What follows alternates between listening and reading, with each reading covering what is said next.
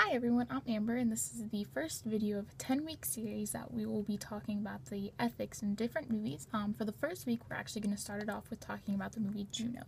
For those of you who have never seen it, Juno is about a teenage girl who becomes pregnant and realizes that she can't keep the baby, and so she goes to an abortion clinic. While she's there, she runs into a friend from school, and while her and her friend from school are talking, she finally gets the realization that her baby's real, and the way how she gets this realization, as humorous and comical as it is, she finds out her baby has fingernails, and that's something that just blows Juno's world, and she decides that she cannot terminate this pregnancy. So she decides, hey, I'm going to give this baby up for adoption, but I need to find the perfect family to do that. So this is when we are introduced to the characters Mark and Vanessa, who we think are the perfect family.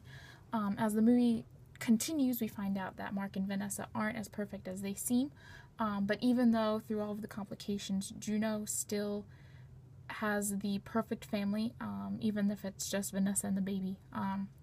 And as some people might think, is this movie ethical? Is it okay to show a movie about a pregnant teenage girl to other teenage girls?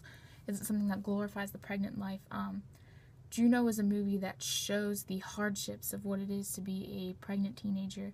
It takes you through this journey with Juno as she goes from just a pregnant teenager to a responsible adult, somebody who can say, hey, I've made decisions for not only myself but for another human being.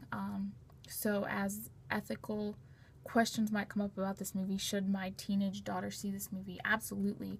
This movie is one that shows the true side of what it is to really be a teen mom, and I think Juno does an absolute fantastic job at showing that it's not easy. Like we have shows like 16 and Pregnant, Teen Mom, things that show like, hey, I can get a whole TV show and a whole series just because I've done this. But Juno really shows, hey, it's not easy, but you can get through it.